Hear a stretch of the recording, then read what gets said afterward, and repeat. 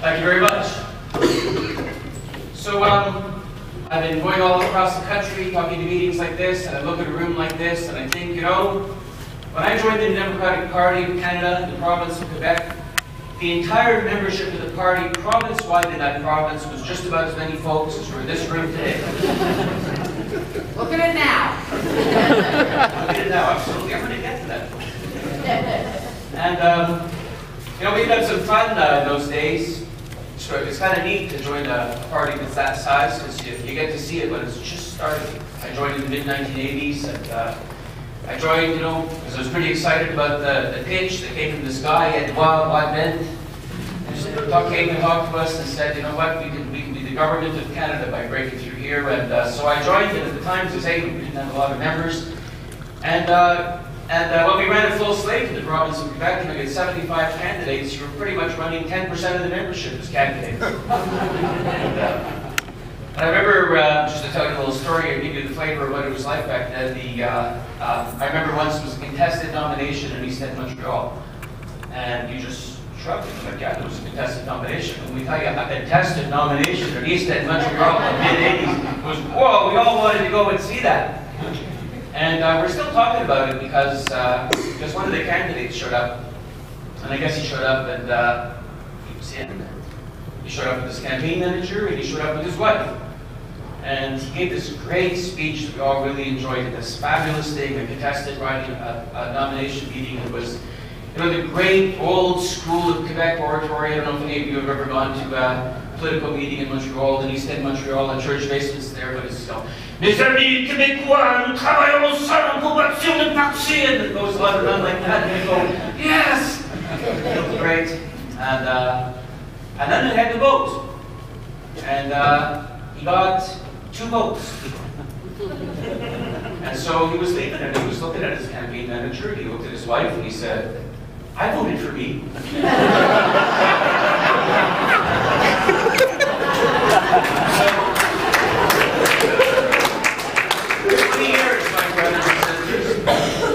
When I asked Peggy what she thinks about this, we've been debating in the Quebec Party who was it who didn't vote for him. I bet you're part of the Quebec consensus that it was his wife. You agree? I think so. But somebody said, look how far we've come. So let me just tell you a little bit about my family, and then when I get to this look how far we came thing, you just heard that I was born in Longueuil, Quebec, a fabulous town.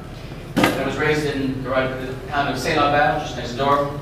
And my mother was French-Canadian. And she was born and raised in a town called Sylvie, Quebec, which is a suburb of Quebec City. And she went to a school called Les Ursulines in downtown Quebec City, which is one of the oldest schools in North America, I believe. And my father's folks were Scott immigrants who came to work at the mills in Grandview, Quebec in the 1870s. My father was born and raised in a town called Saint-Jérôme, Quebec, north of Montreal. There it was in Longueuil, there it was in Saint-Lambert. I lived in the riding of Longueuil, Saint-Marie, in East End, Montreal for a while, and an awful lot of the family, I would say it's the last cook's tour of my family, are actually from Toronto, Montreal, and mes pattes rivaux. So to think about the communities that I just talked about, Longueuil, Saint-Lambert, Saint-Jérôme, Toronto, Sudbury, la ville de Québec, Longueuil, Saint-Marie, every single one of those ridings, 100% of my family, are currently represented in Parliament by New Democratic MPs.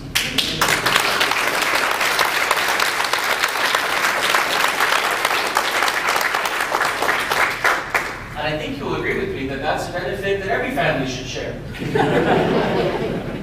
And I think you'll agree with me that when you look at the team that we're all part of, the Layton team that worked together for the last 10 years, we're making pretty good progress. So some of my colleagues have referred to this. Think of the progress we've made in the last decade. We had 13 seats in Parliament. Now we have 103. We had 8% of the vote that election before that leadership race. In the last one, we got over 30.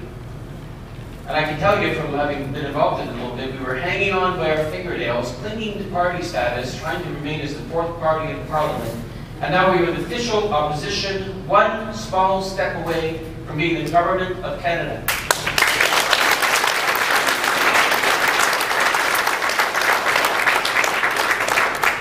That's not bad progress, brothers and sisters. But we know what we have to do when this is all over. When this is all over, we have to unite the party. We need to build the Olympic team of the best people who are getting involved in this leadership campaign and participating in it. And then we need to move on, working exactly as we heard for the next 4 years and next election. We have to win it.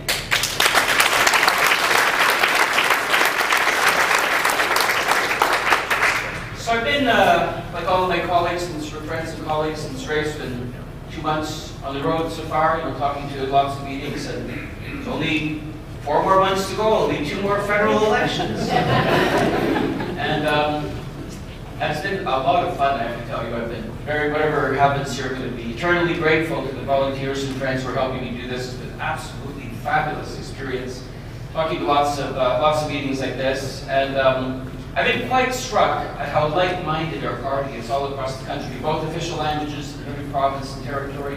Members are taking the leadership race very seriously indeed. And that's rather unnerving, I have to say so. I have to tell you, you talk in rooms sometimes, you can hear a pin drop. Come on, please laugh. And lots and lots of really interesting questions. But there's a theme to these questions that I thought I'd share with you. Kind of an underlying theme that really boils down to a couple of questions that really keep coming up, I think. The first one is, so can we win the next election? In other words, can we keep the progress going? The progress, look how far we've come. Are we going to be able to carry on the job? And tell us how you're going to do that. And then the second question that a lot of members ask, I think, is, if we won, would it be worth it? Or to put it another way, what's the price of it?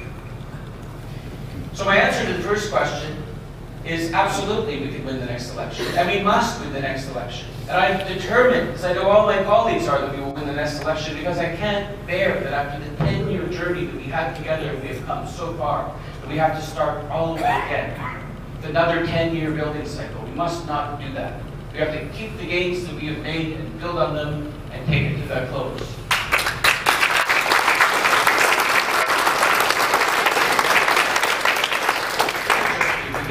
Clear. So how do we do that? I'll tell you how we don't do that. We don't do that by borrowing the Conservative playbook and trying to play it. That's what the Liberals did, and look how it worked today. So what's the Conservative playbook? The Conservative playbook is to get people angry, is to divide people, and is to persuade progressive people not to vote.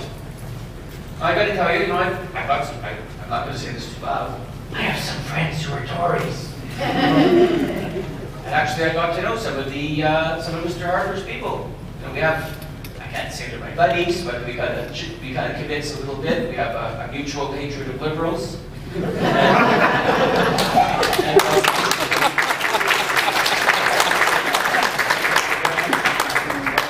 We're trying to work with liberals once or twice too.